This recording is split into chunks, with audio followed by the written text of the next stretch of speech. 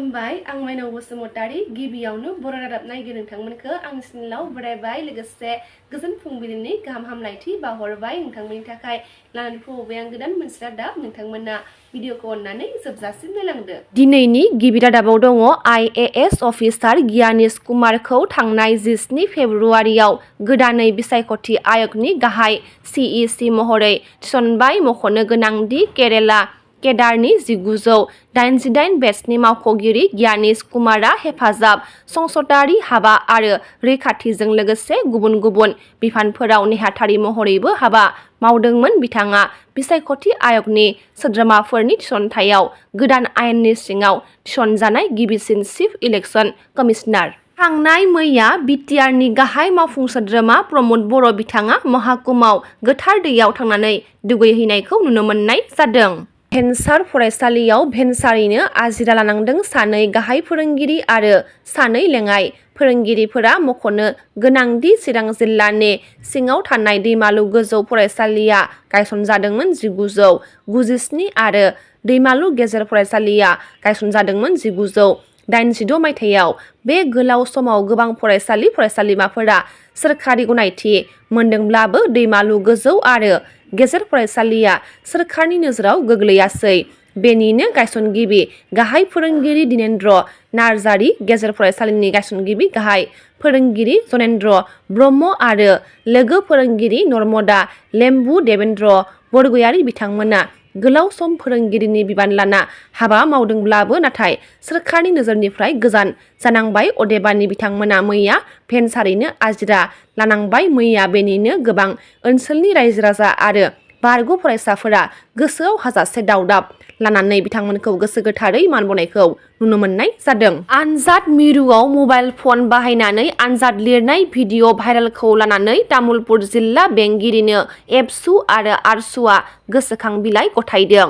Mobile phone बाहायनानै HS आनजाद लिरनाय भिडिअ भाइरेल जानायनि सायाव गोख्रों बिजिरनाय नांगौनि दाबिजों तामुलपुर जिल्ला एबसु आरो आरसुनिफ्राय तामुलपुर जिल्ला बेंगिरिनो गोसोखां बिलाइ गथायनायखौ नुनो मोननाय जादों।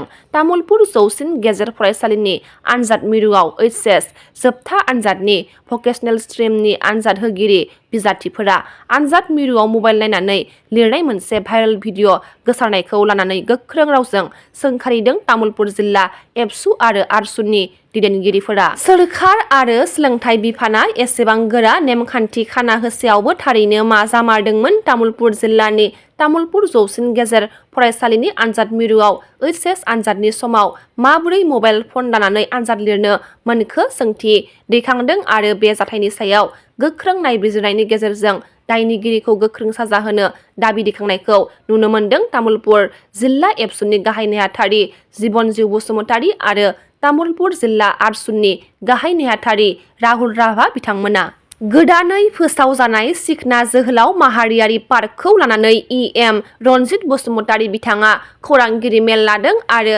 खौरांगिरि मेलनि गेजेरजों माखासे गोख्रों बाथ्रा बुंथिनायखौ नुनो मोननाय जादों। हाग्रामा महिलारि बिथाङा जुदि जोंनि UPPL दोलोआव फैयोब्ला देबोरगाव समस्तियाव टिकेट मोनगोन आरो आं देरहाहोगोन होनना EM रनजित बसुमतारी बिथाङा बुंथिनायखौ नुनो मोननाय जादों। खम समनि गेजेरावनो BPF दोलोआ जोबस्रांनो थांगासिनो दङ आरो कास्टम बसुमतारी, प्रहलाद बसुमतारी, बिक्रम दैमारि बिथांमोना हाग्रामा महिलारिनि बिथांनि खिबु उन थाम्फै होग्रासो होनना EM रनजित बसुमतारीया गोख्रोङै बुंथिनायखौ नुनो मोननाय जादों। थांनाय सानाव चिरां जिल्ला बेंटलाव हरखाबै गंथाम दखान खामनानै गोबां खहा जानायखौ मिथिनो मोननाय जादों। चिरां जिल्लानि बेंटल SBI साखाथि नांजाबनाय गंथाम दखान जेरै जुइस एन्ड रेस्टुरेन्ट, माइनाव DTP आरो बसुमतारी DTP सेन्टारआ दखाना हरखाबै मोब्लिब सर्ट जानानै अर खामनानै सेवहांगार जादों होनना मिथिनो मोननाय जादों। बे अर खामनायखौ नुनानै लोगो लोगो जायगानि सुबुंफोरनि हेफाजाब आरो अर खोमोरग्रा बिफाननि लिंहरनानै अरखौ खोमोरनाय जादोंमोन। अरखौ खोमोरनो हादोंब्लाबो गासैबो बेसादफोरानो खामजोबदों।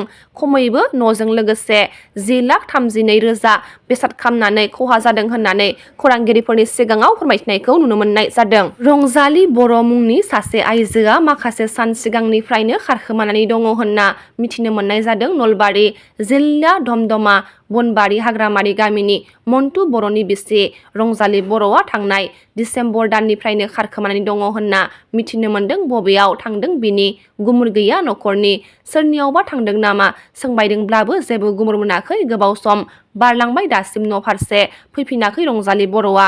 रंजालि बर'खौ बबेबा ओनसोलाव खना खनला नुसनबायोब्ला हमनानै दोननानै 8011122246 नाम्बारनि गेजेरजों न'खरनिसिम फोरमायहरनो खावलायहरदों फिसाइ मन्टु बर'आ।